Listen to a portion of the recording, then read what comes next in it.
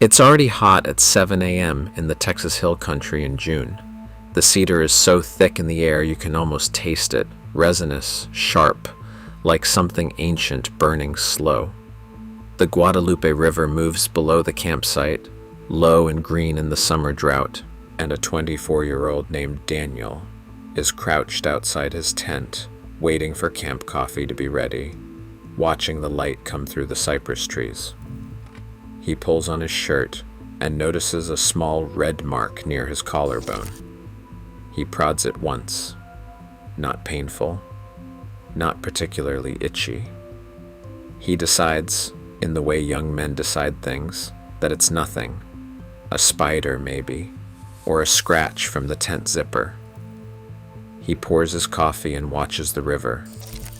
He would not think about that bite again for 16 years. Something was already moving through his blood.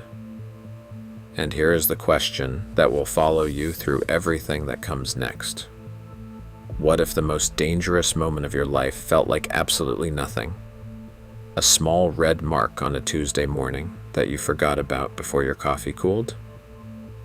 Because somewhere on a highway outside San Antonio, 16 years later, at 8:14 on a Tuesday morning, a car drifts across a lane without warning. The driver is 40 years old. He is not asleep. He does not know what is happening to him. That moment is where this story ends, which means it's also where we need to begin. The insect that fed on Daniel that night has a name that sounds almost gentle. Triatoma gerstacheri, the Texas kissing bug. The name comes from its feeding behavior. While its host sleeps, it is drawn to the warmth and carbon dioxide near the mouth and eyes. It bites near the face, the jaw, the neck, and feeds for 20 to 30 minutes without waking its host, because its saliva contains anesthetic compounds that suppress pain at the bite site. It has evolved to be invisible after the fact. But the bite is not actually the mechanism of transmission. This is the detail that almost nobody knows. Trypanosoma cruzi, the parasite that causes Chagas disease, does not travel through the bug's saliva. It lives in the bug's feces. While the kissing bug feeds, it defecates on the skin near the wound. When the sleeping person stirs, when they feel the faint irritation of the bite site and reach up to scratch, a reflex as automatic as breathing, one that requires no conscious thought, they rub infected feces directly into the open wound themselves. The host completes the transmission. The bug is long gone. The CDC has documented kissing bugs in 28 United States: Texas, Louisiana, Arizona, Oklahoma, New Mexico, confirmed endemic populations, confirmed human cases. This is not a tropical disease that arrived on a plane. This is a Texas Hill Country campsite in June. It has always been here. What Daniel likely experienced in the weeks after that trip was unremarkable enough to be invisible.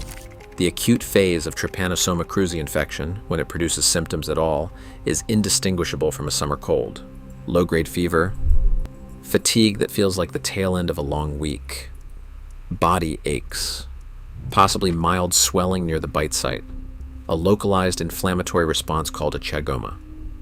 CDC data indicates that most acutely infected individuals either have no symptoms or symptoms so mild they never seek medical care. Maybe Daniel had a week in late June where he felt run down. Maybe he slept more than usual, took some ibuprofen, drank extra water, and felt better by the 4th of July. He would have had no reason, none, to connect a vague week of fatigue to a camping trip 2 weeks prior. His immune system mounted a response. It partially worked. The parasite retreated, not out of his body, but deeper into it. This is where Chagas becomes something different from most infections. Most pathogens are either cleared or they kill quickly. Trypanosoma cruzi does neither. It embeds itself in smooth muscle tissue, in the gut, in the esophagus, and most critically, in the cardiac muscle. The immune system keeps attacking. The parasite keeps persisting. The heart becomes the battlefield, and neither side announces the war. Between 24 and 36, Daniel lived what looked, from the outside, like an ordinary American life in full forward motion. He finished his degree, started a career, got married. The texture of his 30s, the mortgage, the routine, the weekends that blur into each other, was indistinguishable from millions of lives his age. He exercised. He wasn't a smoker. He had no family history of heart disease. He was not, by any reasonable metric, the kind of person who needed to worry about his heart. This section of the story is almost cruel to write because you already know what he doesn't. At 36, his doctor, who had been suggesting a routine physical for about 3 years, finally got him into the office. The EKG showed an irregular heartbeat. Not dramatic, not the kind of thing that clears a room. His cardiologist looked at it and said what cardiologists say when they're cautious but not alarmed. Could be stress, could be too much caffeine. Let's watch it. Daniel left with a referral to a cardiologist that he didn't fill for 8 months. Those 8 months matter. The window for effective antiparasitic treatment in Chagas, benznidazole or nifurtimox, is widest in the acute phase and narrows through the early chronic phase. By 36, that window was not closed, but it was closing. 12 years had already passed, during which a correct diagnosis would have changed everything that followed. 12 years of normal, 12 years of a war he didn't know was happening. What does it feel like to get an echocardiogram? You lie on a table in a dim room while a technician presses a transducer against your chest and watches your heart move in real time on a screen. It looks like weather, something turbulent and alive. Daniel had his at 38, 2 years after the irregular heartbeat was first flagged. The results were not good. Dilated cardiomyopathy. An enlarged heart, the muscle stretched and thinned from sustained inflammatory stress. Thickened ventricular walls. A reduced ejection fraction, meaning his heart was no longer pumping with full mechanical efficiency. In plain terms, his heart had been under sustained assault for 14 years, and the damage had accumulated past the threshold where it could hide. His cardiologist's working diagnosis was idiopathic cardiomyopathy. Idiopathic is a clinical term that means, essentially, we don't know why. He was started on beta blockers and ACE inhibitors. He was told to reduce sodium, reduce stress, follow up in 6 months. Chagas disease was not mentioned. It was not tested for. His cardiologist was not negligent. He was experienced, competent, and working within the framework of his training, which, like most U.S. medical education, classified Chagas as a disease of Latin America, a disease of poverty and poor housing, a disease that arrived with immigrants, if it arrived at all, not a disease of a 38-year-old man who went camping in the hill country and scratched a bug bite in his sleep. That blind spot is not one cardiologist's failure. It is a systemic one, embedded in curricula and clinical guidelines across 28 states where the vector is documented and the disease is present. Daniel went home with a prescription and no answers. It is 8:14 a.m. on a Tuesday morning. Traffic on the highway is light. Daniel is 2 years past his cardiomyopathy diagnosis, stable on his medications, managing. He feels a pressure in his chest, not pain exactly, more like the air has changed quality, like something has shifted in the atmospheric pressure of his own body. Then nothing. His car drifts. A woman in a pickup truck behind him sees it happen. She calls 911 before his car reaches the guardrail. A bystander, a man who took a CPR class 3 years earlier at his company's annual safety training, and almost didn't stop because he wasn't sure he remembered it correctly, pulls over and begins chest compressions. He is in the ICU within 22 minutes. His heart is restarted. He is 40 years old. In the ICU, a cardiologist reviews his chart. She is younger than his regular physician, and she did a rotation in Houston, where Chagas cases have been documented and discussed in clinical rounds. She sees the profile. Enlarged heart, reduced ejection fraction, no family history, no traditional risk factors, lived in Texas his entire life. She orders a Chagas serology test, almost as an afterthought, almost. The CDC protocol requires 2 separate serological assays, ELISA and an immunofluorescence or radioimmunoprecipitation test due to the risk of cross-reactivity with other parasites. Results take 72 hours. He waits. His wife waits. The results come back, positive. Trypanosoma cruzi, confirmed. A camping trip at age 24 has been destroying his heart for 16 years. Here's the medical reality of a Chagas diagnosis at this stage. Antiparasitic drugs, benznidazole and nifurtimox, can reduce parasite load and may slow further progression. What they cannot do is reverse structural cardiac damage already done.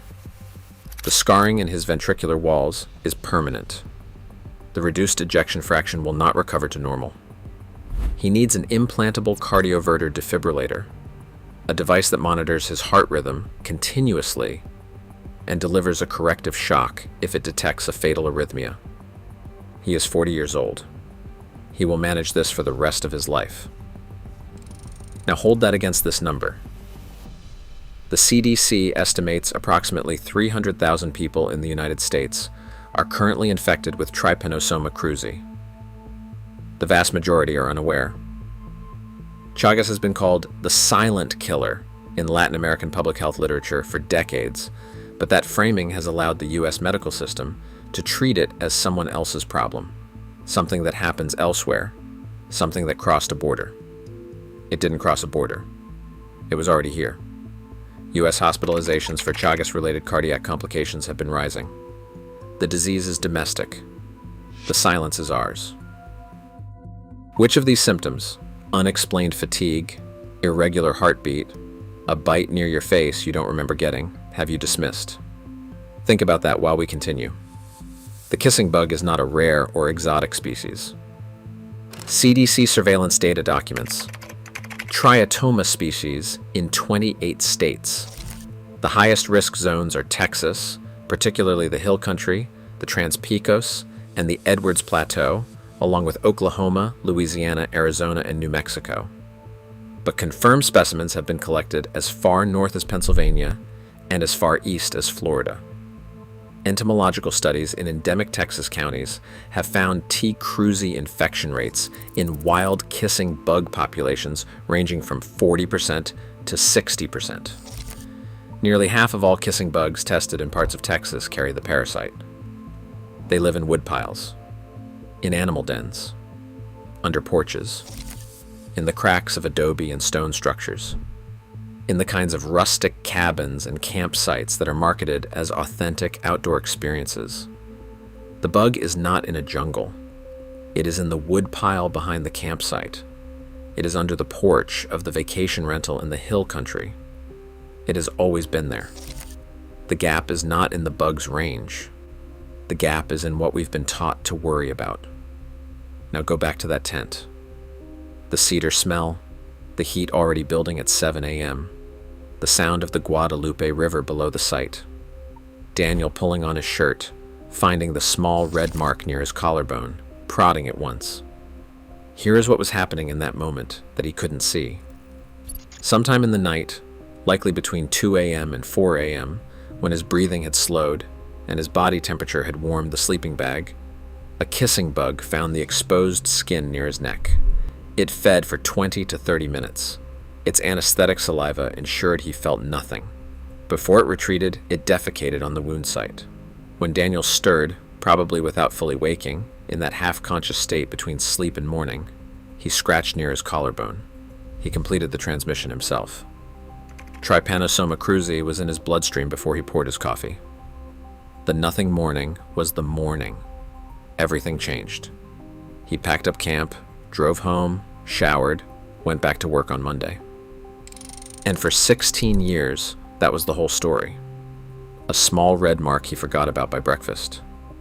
A camping trip that receded into the background of a normal life. Until a younger cardiologist in an ICU in Texas, looking at a chart that didn't add up, asked one more question than the chart required. The question isn't whether kissing bugs are near you. CDC surveillance has already answered that. The question is whether you've ever given them the opportunity. Anyone who has camped, hiked, or slept in a rustic cabin in Texas, Oklahoma, Louisiana, Arizona, or New Mexico in the last 20 years.